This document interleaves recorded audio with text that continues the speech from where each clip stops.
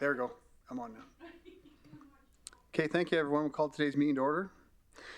And I'd like to humbly acknowledge that the land in which we live, learn, work, and play is Treaty 8 territory, traditional lands of the Cree Dene, and unceded territory of the Métis. And Councillor Cardinal sends his regrets for this evening's meeting. Will not make it. And my understanding is Councillor McGrath and Councillor Doga are here and will be joining us a little later. And because today's a special meeting under the MGA, and adoption of the agenda is not required. Moving on to the approval of previous minutes, can I have someone make that motion? Councillor Weigel. I move that the minutes of the council meeting held on March 22nd, 2022 be approved as presented. You have someone second that motion? Councillor Grandison? This system isn't.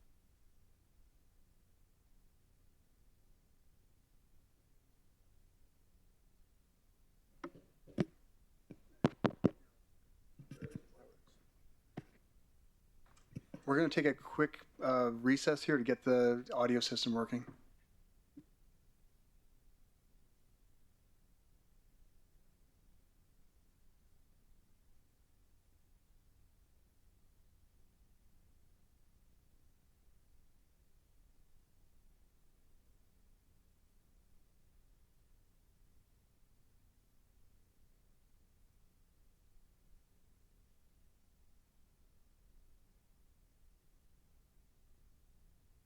Options.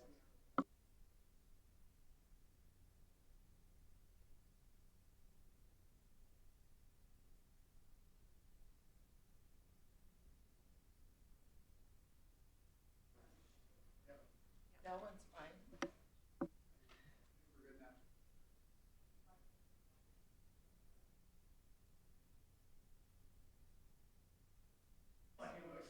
There you go. Okay. Good.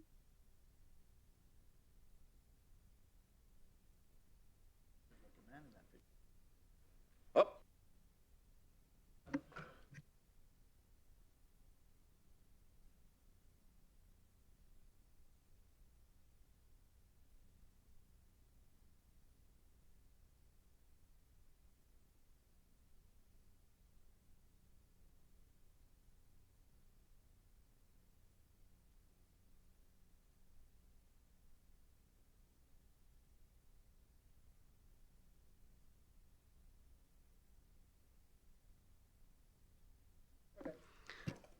Okay, thank you everyone. We'll resume. And again, can I have someone make the motion? So the motion's already been made. And Councillor Grandison, you second that motion? Yes, Mr. Mayor, I second the motion. Thank you. I'll call for a vote. All in favor? That's carried unanimously. First up, we have the bylaw amendment specific to the establishment of the Community Investment Program Advisory Committee.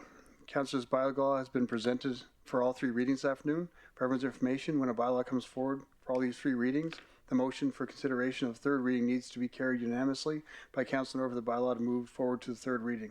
I'd like to invite Jade Brown, Chief Legislative Officer, to introduce the report. Thank you, Mayor Bowman. For the record, my name is Jade Brown, Chief Legislative Officer. I'm joined today by Deanne Berge, Director of Community and Protective Services, and I'm pleased to present proposed bylaw 22/003, amendment to committee's bylaw to create the Community Investment Program Advisory Committee. Bylaw number 22/003 is being presented for consideration of all three readings in response to the resolution of Council from February the 8th, directing us to bring forward a bylaw to create a committee to review the municipality's community investment program. The mandate of the proposed committee is to review the program in its entirety and make recommendations to Council on increasing efficiencies and creating synergies between the program and the social profit community, elimination of duplicative services, the granting process for municipal controlled organizations, clarifying the program's eligibility criteria, application process, and determining grant deliverables, including any financial reporting, benchmarking, and outcome measurements, as well as to review the process for any future grant application reviews and whether this committee or a future committee has a role in that regard. The proposed makeup of the committee is based on the discussion and debate of Council held on February the 8th, along with conversations with stakeholders in our community. Membership of the committee is proposed to include representation Sorry, from... Jake, can you hold on for a minute? We're still having technical difficulties. Sonia, can you take a look and see why no one can hear anything offline?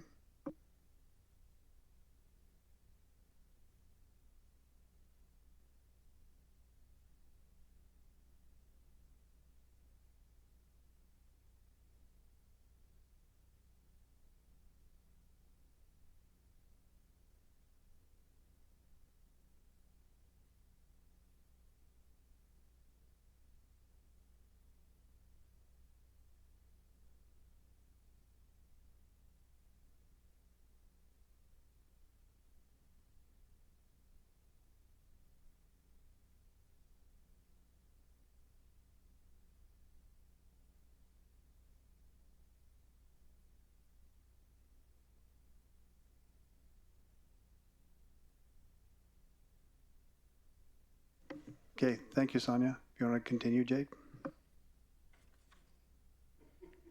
Thank you.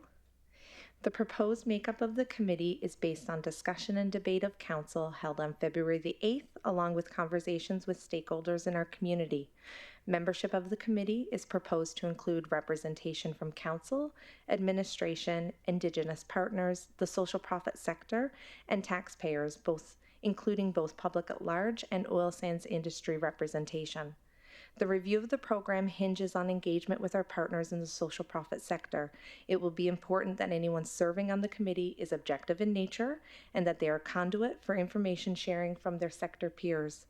Once the committee is up and running, should a gap in representation be realized, administration will bring forward an amendment to include the additional representation needed to provide an effective review. In 2022, funding was approved under the Community and Protective Services operating budget for a consultant to support the review of this program, and we envision this committee working directly with the successful proponent in this regard. If passed this evening, recruitment for the committee will begin immediately in hopes of having applications for council's review within weeks. The Community Investment Program supports the social profit sector to deliver initiatives, projects, and services that support the well-being of the region. A review of the program will ensure that there is a consistent, transparent, and efficient framework under which grants are provided to organizations. This concludes my presentation. I'm happy to take any questions. Thanks. Thank you, Jade. Moving into the first reading, councillors, there's no debate at the first reading. Debate will occur once the second reading is being considered. And can I have someone make a motion for the first reading? Councillor Ball? I move bylaw 22003 being a bylaw to amend the committee's bylaw number 17024 specific to establishing the Community Investment Program Advisory Committee be read the first time. Thank you, Councillor Ball. Can I have someone second the motion? Councillor Grandison? Thank you, Mr. Mayor. I second that motion. Thank you. And can I call for a vote? All in favor? And that's carried unanimously. Can I have someone make a motion for the second reading? Councillor Weigel? I move that bylaw number 22-003 be read a second time. Thank you. Can I have someone second that motion? Councillor Stroud? Thank you, Mayor Bowman. I second that motion. Thank you. Do we have any delegates for that item? No. And there aren't any questions of the CLO? Councillor McGrath? Thank you. Through the chair, I guess the question would be, what would be the expectation of when should this go ahead? When would the committee be, I guess, at work? Thank you for the question, and through the chair to Councillor McGrath.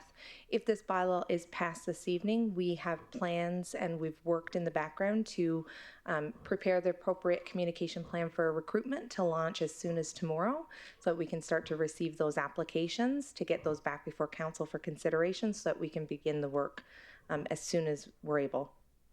Thank you. Thank you, Councillor McGrath. Councillor Bussier? Yes, thank you, Mayor Bowman. Through the chair to Jade. Just looking for a description of what, for the public at large representatives, it says representatives should have no formal affiliation with any non-social profit organizations. Just clarity in that. Would that be a? Thank you for the question. Through the chair to Councillor Bouzier, we want to ensure that anyone serving in the public at large representation are actually not employed by a social profit agency themselves or potentially on the board, because then they could fit into two categories, either public at large or social profit sector. So we're hoping we have some taxpayers that are interested in seeing a appropriate review of the program, willing to put their name forward to sit and be a part of this. So it could be a spouse or a child of a. There's no definition in the bylaw that speaks to spouse, child, or anything of that regard. Just that if it's an individual, we'd appreciate that they would not be formally affiliated with a social profit. Okay. So just, okay. Thank you. Thank you, Councillor Boussier. And I have a question, Jade, just in concern with, as we talked about, the public at large and people on the board. This committee, this bylaw right now is forming a committee to review the policies, correct? Thank you for the question, Mayor Bowman. That's correct. Right. So it's not something that's going to approve or disapprove social profit groups. It's just a group to review the policies. That's correct. So the intent of the committee is to do a complete overview and review of the policy with a third-party consultant to help support engagement with everyone in the region. Perfect. Thank you. Do you have any other questions from council? I'm not seeing any, so I'll call for a vote. All in favor? And seeing none opposed, that's carried unanimously. We'll now move on to the third reading. As a reminder, third reading needs to receive unanimous vote today in order for the bylaw to proceed further. Should consideration of third reading not be carried unanimously, we'll come back for a third reading next meeting. Can I have someone make the motion to consider the third reading? Councillor Weigel. I move that bylaw 22003 be considered for a third and final reading. Can I have someone second the motion? Councillor Grandison. Thank you, Mr. Mayor. I second that motion. Thank you. Is there any questions from council? I'm not seeing any, so again, I'll call for a vote. All in favor? And seeing none opposed, that's carried unanimously. Can I have someone make the motion for the third reading? Councillor Stroud. Thank you, Mayor Bowman. I move that bylaw number 22/003 be read a third and final time. Thank you. Thank you. And can I have someone second the motion? Councillor Walkwin. Thank you, Mr. Mayor. I second that motion. Thank you. Are there any questions from council? I'm not seeing any. I'll call for a vote. All in favor? And seeing none opposed, that's carried unanimously. Thank you, Jade. Moving on to item 3.2, we have a tax refund request. I'd like to invite Kevon Navindi, Manager and Regional Assessor, Financial Services, to introduce the report. Good afternoon, Mayor and Council. For the record, my name is Kevon Navidi, Manager of Assessment Branch. Administration received a tax refund request for a portion of the 2020 and 2021 taxes in the amount of $9,263.76 for property with the legal description of Plan 1421965, Unit 2. A portion of this property is leased by a not-for-profit organization and should have been exempt from taxes as per MGA Section 352. The property owner filed a new plan in 2019 and a new account was created. However, the exemption for this tenant did not transfer to the new account. The account information has been corrected for 2022. However, the assessment branch cannot adjust previous year's assessments or refund taxes. Subsection 3471 of the Municipal Government Act authorizes the council, where it deems it equitable, to cancel or refund all or part of a tax. Due to an internal municipal error, the property owner paid higher taxes for the past 2 years. Administration recommends that a tax refund be allowed for a portion of the 2020 and 2021 taxes for Plan 1421965 Unit 2 in the amount of $9,263.76. Thank you. Thank you, Kevon. Can I have someone make the motion? Councillor Grandison? Thank you, Mr. Mayor. I move that the request for a tax refund in the amount of $9,263.76, comprising of the municipal tax, education requisition, and seniors requisition for the property located at Plan 1421965, Unit 2 in Fort McMurray be approved. Thank you, Councillor Grandison. Can someone second the motion? Councillor Walkhorn? Thank you, Mr. Mayor. I second that motion. Thank you. Do we have any delegates for this item? If there's no delegates, does anyone have any questions for Kevon? I'm not seeing any questions, Kevon. Can I call for a vote? All in favor? And seeing none opposed, that's carried unanimously. Thank you, Kevon. Moving on to item 4.1, I invite Councillor McGrath to read out his motion, please. Thank you, Mr. Mayor.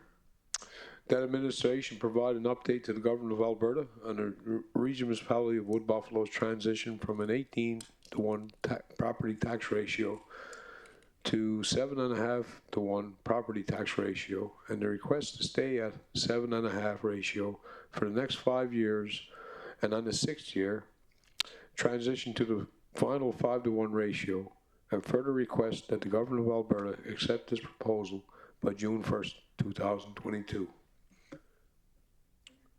Thank you, Councillor McGrath. Can I get a second for that motion? Councillor Weigel? I second that motion. Thank you. And Councillor McGrath, would you like to speak to that motion, please? Through the chair, I guess Lance is to my right. I would never pass a chance at the mic. In all fairness, I guess, to councils before us, and I guess we learned our own lesson last week. We have a community that's hemorrhaging for what I think are hard times. We have a housing arm that we're supporting, an airport that's hungry for traffic. We have many headwinds, and we crafted up this transition from 18-to-1 on our own, and it was dismayed by many people. But in 2017, in good faith, another government shook our hands and accepted a 10-year deal. But it's without anything written in paper. And I don't have to remind anybody here around this table, up until recently, until it's on paper and legal, we accelerated our transition. So we had 10 years that they agreed to, and we're almost there in 5. And I see some headwinds coming that we'd say rural water and sewer. We have some unknowns. We have our biggest partner as an industry that I respect. And I would think that the extra cash over the next couple of years, we could do some improvements with the government. And I think it ties in nicely with ECDEV, with transportation of people and goods. So I think that reality is, I think it's about 20 to 25 million. That lasts 2.5%. When I first got elected, no doubt we were getting 1.26 billion, and we couldn't spend it. And we paid off our debt, and we still have some cash in the bank. No doubt we're in great financial shape. But those 2 little kids over there in the council chamber, I don't know who you are, but your parents probably put me here, and I owe to them to shepherd a good person. We have community grants that equal almost, if collectively, I guess, 100 million. So I don't see us racing to the bottom first. I'd like to see that something in writing to the government, so they don't flick the switch and we're at 5-to-1 in our next budget session. And we're living pretty good with a lot of our facilities that are new. We have a water and sewer system that we could have discovered a whole lot of education on, and the real price tags are unknown. And I'm not talking, this is not just a money venture that I'm after. We have a lot of industry experts that we could leverage and maybe not have to shut down our only road through downtown that's not pitted with potholes. So it all ties back to resources and our industry partners. We were on a good track, but I haven't heard from anybody other than, where's the other 2.5, how fast? So I think we had to bring that up and talk to it. And the reason being is I think we have some costs coming that are unknown.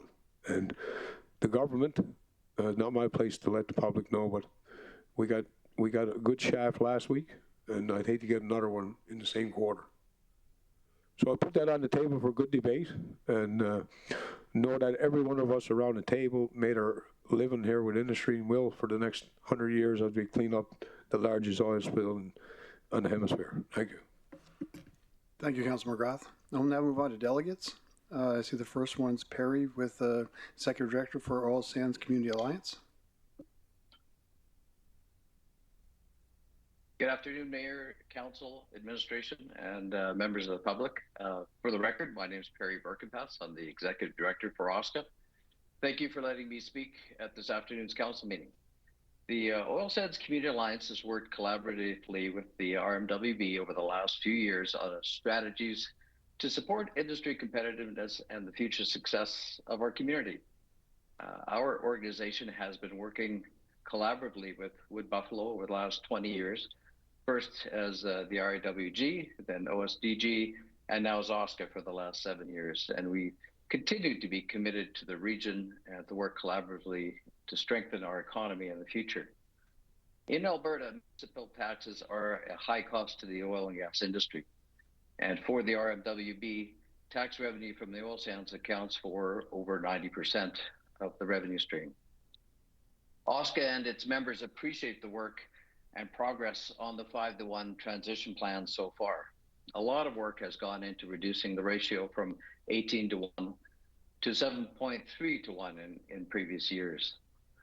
The 10-year transition plan was a collaborative exercise between industry and the municipality that was evidence-based, provided a sound fiscal framework for the community. And the plan was submitted to the Government of Alberta and was designed to be sustainable and incremental. It accounted for long-term capital, the operating needs of the community, as well as the stakeholders such as the government, industry, business, and the social profit sector. A lot of people are focused on $105 oil right now, and that's good news in the short term and in the form of more cash flow for companies and higher royalties and tax revenues for governments. But we can't forget that just 2 years ago, prices were negative. And this speaks to the volatility of the situation, and it's unlikely to change long-term investment decisions. For those to change, we still need to compete and to be cost competitive globally. That's why our optimization and cost control in the industry has been a focus for the last number of years, and we must continue that focus. Continued progress on the property tax transition plan is an instrumental to maintain oil sands competitiveness in this region. The oil sands industry continues to be fully committed to the Wood Buffalo region, where thousands of our people will live, work, and play for many years to come. And we look forward to continuing to work collaboratively with the Mayor and Council on many shared priorities, including achieving 5-to-1 in the plan and the timeframe that was committed to government.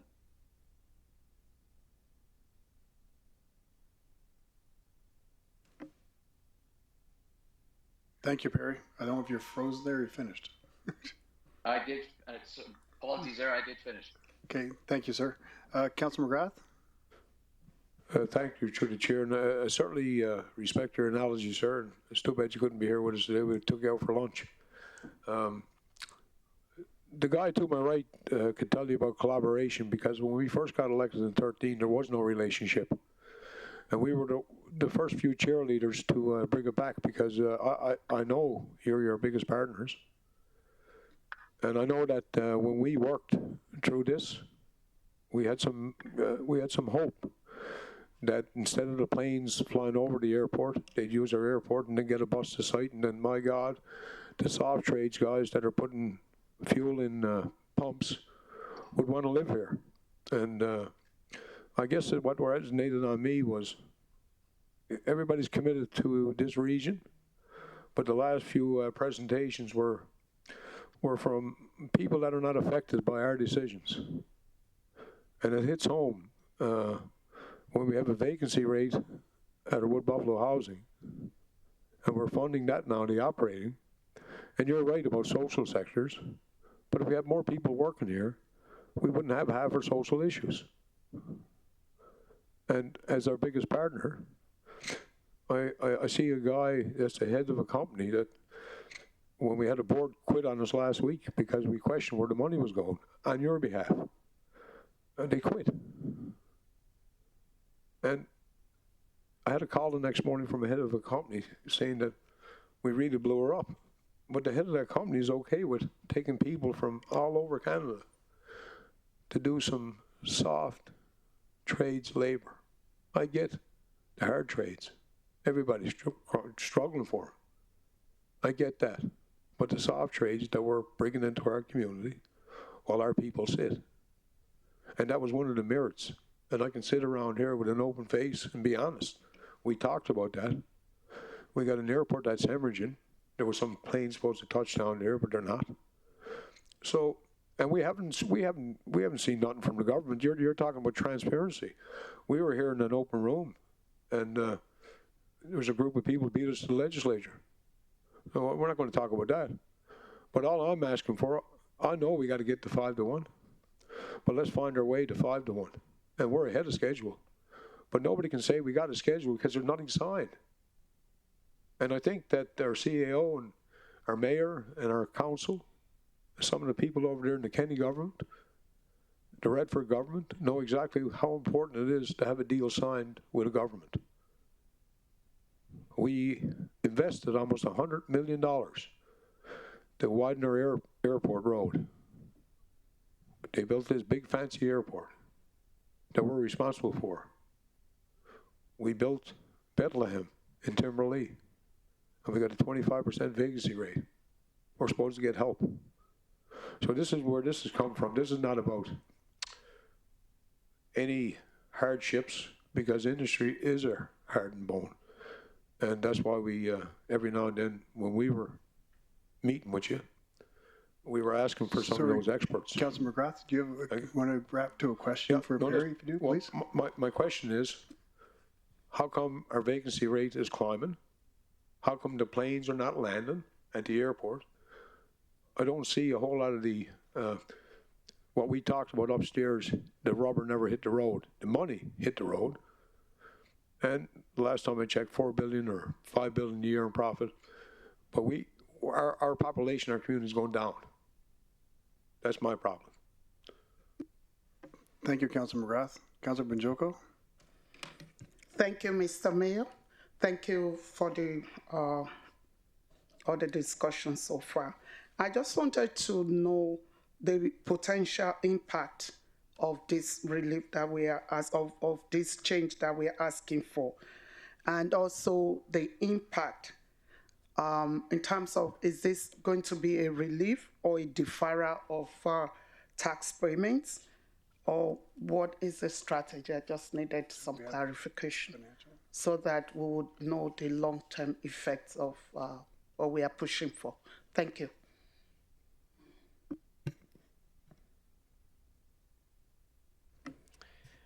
Through the chair to Councillor Banjoko, thank you for the question. It's a great one. We typically don't tie ourselves to a percentage decrease every year. We know we have 10 years to reach that 5-to-1 tax ratio, and we try to do so as responsibly as possible year after year. So we don't really say anything until the tax rate bylaw comes out before the end of April.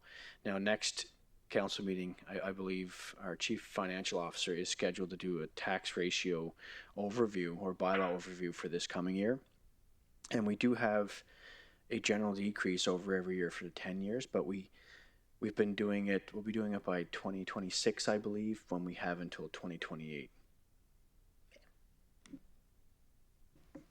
Thank you. And also, do we have any questions for Perry with the Oil Sands Community Alliance? Councillor Boussier? Yeah, thank you, Mayor Bowman. Through the chair to the presenter, thanks for the presentation, Perry, and hope all is well in in your world. I guess I'm just looking for what Oscar's, understanding of the transition is, given that Councillor McGrath indicates there is nothing in writing. So I guess where did you see it going this year and the following 4 years, I guess? I appreciate the question, Councillor. And if I go back in time, and at that point in time, the previous executive director for OSCA, along with the mayor of the community, wrote a letter to the Minister of Municipal Affairs back in September 2017, after the joint work that was done between industry and the community, proposing what that transition plan would look like. And there was a response from the minister's office at that point, accepting the proposed transition plan. I think at that point, they were very happy to see that industry and the community were working together collaboratively. And they also asked for a community engagement strategy to monitor and to participate jointly in bringing that plan into fruition for the years to come. And so our view of that would be is that there was a commitment, and that the government of Alberta was supportive of that transition plan, and as a result did not require it to be done even faster than had been proposed. So through the chair to the presenter, so you're telling me there is a letter with a breakdown of how we're transitioning to 5 to 1? Yes, there is. Okay, through the chair to our CAO, I guess, do we have a copy of the letter? Because I don't think it's in our report. Through the chair to Councillor Bouchier, we do have a copy of the letter. Was sent to Mayor and Council on March 22nd. The letter doesn't dictate how much percentage we're going to reduce every year, just that we're taking 10 years to get to a 5 to 1 ratio. Okay, back through the chair to Perry. Maybe I misunderstood you, Perry, but did you not say there's a transition in 10 years and a breakdown? In that letter, it wasn't specified because there was some room for the community and industry to work together to collaborate on that. And there was some plans on how that could be accessed and how that could be unlocked. Because I think there was a lot of work done at that point in time to understand how it could achieve that ratio, but that it needed to be a practical collaboration go forward. So in the letter to the minister, it doesn't specify the exact amount year over year, but speaks to what that transition plan looks like. And I believe that Jamie's correct in how he's characterized that it's not specified as a specific percentage year over year. Okay, thank you. Thank you, Councillor Boussier. Councillor Dogar. Thank you, sir, through the chair. I feel that this percentage of the taxes between industry and the town, regional municipality of Wood Buffalo, was changed because of the oil recession, and also NDP government, I feel, never wanted to look after this region. Sorry, Councillor Dogar, is a question for Perry? We'll do debate after we finish questions. Yes, with this premise, my question follows. Now, with the change of the government and the change of the oil prices, is there any chances that we try to redo the percentage so that the pathetic condition of the town in the form of taxes, they might improve? Thank you. Thank you, Councillor Dogar. I'm not sure if you can answer that, Perry, but. I can't. Through the chair to the councillor, one of the things we need to remember is that while oil prices are $105 today, 2 years ago they were negative, and there's a significant amount of recovery that's still underway in industry. And one of the things that cost challenges have been underway for a number of years in the industry, and the rest of the world has also been improving their competitiveness on operating costs for the oil industry. For oil sands to continue to be competitive and to be a long-term part of this community and part of Canada and Alberta, it's something that we need to make sure that we continue to improve the competitiveness on. And property taxes happen to be one of the significant cost drivers for industry. I know there's a lot of discussion around is this current pricing going to lead to new projects and new opportunities? And those types of things will bring the opportunity for new roles, new projects, new positions in the community.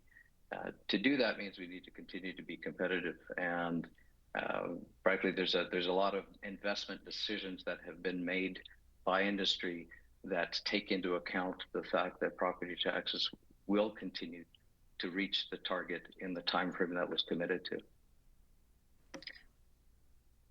Thank you, Barry. You have another question, Councilor Dogar? Yes, thank you. You see, it is not the industry's problem. Yeah, they are recovering something from us. It is our problem, regional municipality of Wood Buffalo. Sir, we have to try through our MLAs also, to the provincial governments, to give us some rebate, some concession. So we should be inwardly thinking our own self, how can we best try with the province? Thank you. Thank you, Councilor Dogar. Does anyone else have any other questions for Perry before we move on to debate? I'm seeing none. Thank you very much, Perry. And Councillor McGrath. Thank you, through the Chair, Mayor Bowman. Just for an assurance, I certainly wouldn't want to separate our biggest partner that pays about 96% of our taxes, and that's why we pay $1,100 or $1,200 in residential tax and $22 in school tax. But it's not lost on me what we're trying to do here, and we started in 14 and roll ahead 8 years later, and we still see empty buildings, full planes flying over top of us. And you'll never stop that. But we all had a part in this too, and there is, as you say in that piece of paper, for the record, there's nothing set in stone. There's no milestones. We said 10 years. We had a bag of cash that we accumulated because we couldn't spend it. We paid off our debt. We got a couple of big ticket items left. And now what I see every week, millions of dollars out the door to support the must-haves in airport, housing. And there's no doubt that we spend about 127% more per capita, because for the people that are flying over top of us and extracting from the community, there's a cost to that, and we capture some of that in the shadow population. But for the record, so that people know I got the same mind, there is no agreement in principle, just like there wasn't for the land agreement. You get up to the 11th hour, and as long as we do the right thing in this guy's eye or that lady's eye, we're okay. This is a topic that needed to come out. I think we're ahead of schedule, and we don't know what our costs are. And primarily, some of that was we were going to get some help to bring people home, and soft trades people. You talk, this is not triggered by the price of oil, for heaven's sakes. We don't go day by day on the price of oil, but you can't build a community like that. But when I see buildings being empty for the last 5 years, and we've thrown everything at it, from ECDEV to partnerships to lowering taxes to beautification, we tried it all. And we're still getting screwed by the province. Feds don't exist. So, as our biggest partners, I'm not going to war with you guys, but maybe this will heighten up a community approach as you talk about. Not the oil sands and council having different meetings, all of us together, because they have a hand in it too. So I guess I'll open up the debate, because my biggest worry is, sir, and on the eve of getting screwed once, we'd hate to see the government give us another shining next week. And there is no deal there, folks, that gives us we had 10 years and we're well ahead of schedule because we had your money.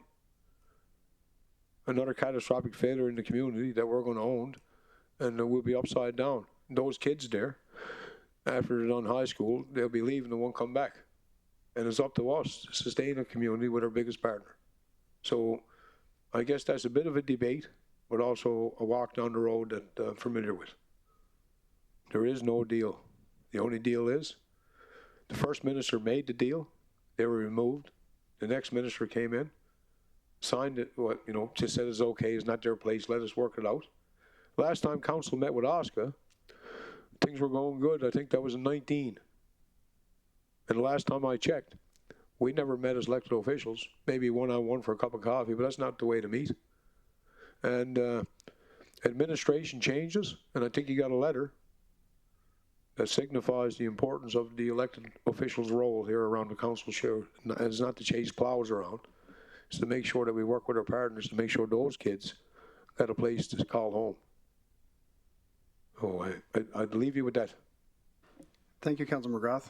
And I just wanted to make clarity for council as we move on to debate that this motion today, what we're doing is sending a letter to the province. So we're not actually going to change the tax rate ourselves right here, right now. We're sending a letter to the province. And as Councilor McGrath made clear, we basically want something in writing so we don't get a letter tomorrow saying we're going to 5-1 after we were agreed on.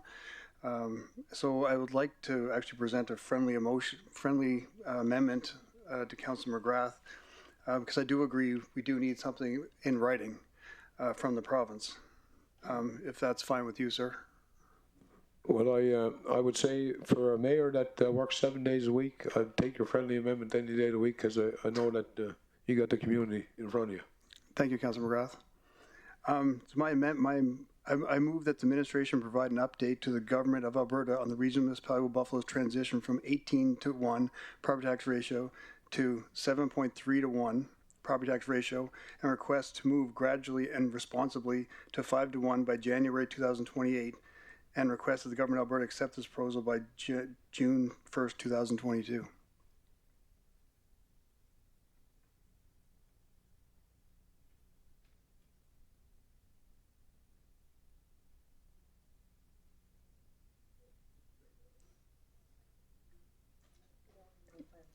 No, Councilor McGrath?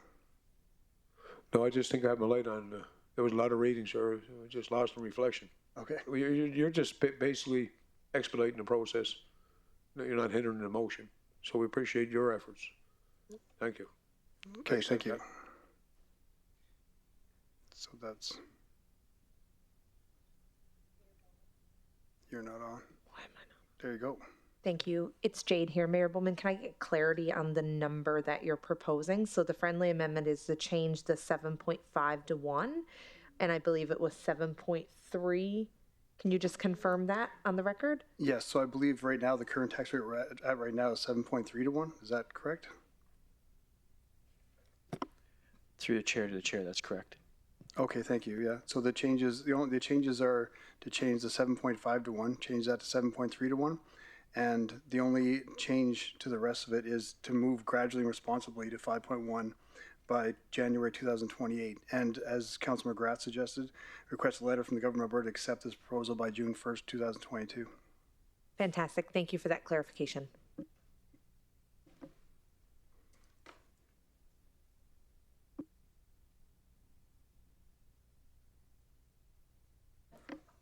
If you accept that amendment, Councilor McGrath? I'm sorry, Mayor Bowman, I certainly accept your friendly amendment, and I tell you the other thing, people know that work for me, especially the Klimkes that hired me. When I didn't round things up to, when I was trying to get a bigger load count, it wasn't 7.3, it was 7.5. So I appreciate that correction line on that one. Thank you. Thank you, sir. Councilor Grandison? Thank you, Mr. Mayor, and I appreciate that clarity. May I also speak to so here's an outside perspective, and now being on council, I absolutely respect OSCA and the work they do in industry and their partnership and collaboration in this community. I've said for a long time, we all play in the sandbox, and we need to learn to work together and do it well. I think that even between now and 28, what does responsibly mean? From my perspective, responsibly means that administration can demonstrate a municipal need to go down by a lower percentage for a year, for example, that should be done in collaboration, or at least ensuring that our industry partners are made aware of how and why. I believe that when the agreement was struck, it was in collaboration with those that were paying the 18-1 to come up with this agreement. And I think any, if we have big ticket items, as Councillor McGrath has indicated, which are a reality, I think the whole world has changed with COVID and oil prices and everything else. And if there is a need to sustain 7.3 for an extra year and then drop it down after, that we ensure that we are collaborating with those that pay the bill and make sure that we're all on the same page at the same time always. Thank you, Mr. Mayor. Thank you, Councilor Grandison. When I say graduating responsibly, I look at what our budget is for each year and what we're looking at for, like you said, big ticket items and to take care of the shiny things we've already built. And that would come down to our budget and what our budget is each year.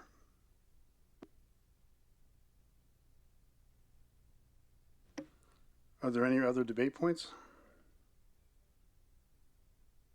I'm not seeing any, so I'll call for a vote. All in favor? And that's all carried unanimously. Thank you.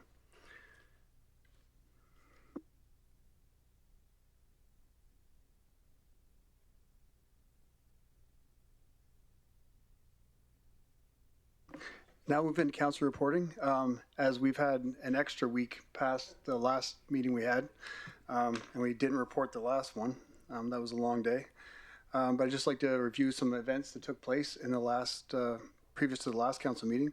While we were at the RMA, we had a good meeting with the Premier advocating again for EMS dispatch to be returned to the RMWB. As also we talked about the tax ratio, as Councilor McGrath brought up today with the Premier. We also met with several other ministers, including Minister Wilson, Minister of Indigenous Affairs, in relation to the school in Fort Chipewyan. The community has provided us with 5 locations, and speaking to the province, I'll be doing geotech studies on those 5 sites to see which ones are suitable for a school for the community. And that will go back to the community again to decide the exact location. Last weekend, I attended the Women of Inspiration Gala with Councillor Benjoko as well. It was an amazing event showcasing some of the amazing women in our region. We had an amazing time. And today I attended the Global Forum with perspectives from Indigenous leaders readying for net zero. And it was also great to see representation from Calvin Walkwin from Mikisew Cree First Nation. He was one of the experts on the panel, so it was great to see representation from our region on this panel to net zero. That's all I have. Councilor McGrath. Thank you, through the chair, and I think that as the old saying goes, and old habits are hard to break. So we were taking a stroll around Franklin today, and I would just pass on to administration. Great snow program you done this winter, even though you take a lot of flack for people that won't move their vehicles. But I guess I say it publicly to our MLAs. You know, the bridge abutments, we have markers that are out on the side of the road as a safety concern, and our potholes, especially along McDonald Drive. I think that we take such a beating, us councillors, men and ladies, that I would say to the public, you can call the pulse line, but I think that the administration's gone now, but there should be somebody here that we're going to start repairing the worst, I guess, and getting to the least. But the bridge abutments and stuff, that's the province. And they've never done a whole lot of maintenance this year. And I guess the other thing I say, I took quite a bit of flack about our ACTEV, but I think there's enough of brain power within house to carry the torch. And I'm certainly want to say publicly, the first AGM in years, I went to Mac-Allen last night. And being one of the founding board members, great job by Mr. Walsh and his crew down there for the headwinds that we have with COVID, and to come out the other end with an operating grant that's shrinking. That shows leadership and the staff adjusting to the headwinds. So a great job by our Power 9 Corporation. And spring has sprung and people are get happy, but we can't forget the people that are going without. And I think that becomes a little bit more as spring comes around and people are looking for jobs and stuff. But at the same token, we're here to govern for our people and for those kids over there and our elders. And we're going to keep going. And some of the decisions I think we have to make as a council are going to be tough. And that's a bit of a report, sir, because I think there's some headwinds coming before us. Thank you. Thank you, Councilor McGrath. Does any other council have an update? Councilor Stroud? Thank you, Mayor Bowman. I just want to also mention that at the Rural Municipalities Association that we met with the Minister of Child Services, advocating for the continuance of the provincial employee in Conklin, which was there previously. I find that it's very needed within that community due to their isolation. Thank you. Thank you, Councilor Stroud. Councilor Banjoko? Thank you, Mr. Mayor. My report, I was privileged to join the Ukrainian community for a fundraising towards supporting the displaced people from Ukraine on Saturday. That was a good one, and I believe there will be more of such fundraising or support for Ukrainians to come, and I employ all of us to try and support them. And I also did a stop meet and greet at Freshco, the new store downtown. So it's always good to see new stores, new additions in our city. Thank you. That's all. Thank you, Councilor Banjoko. Is there any other councilors have any updates in community?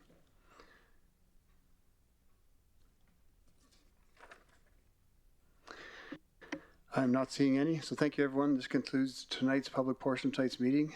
Thank you all who participated, and council will take a short recess of 10 minutes and we'll reconvene our in-camera session.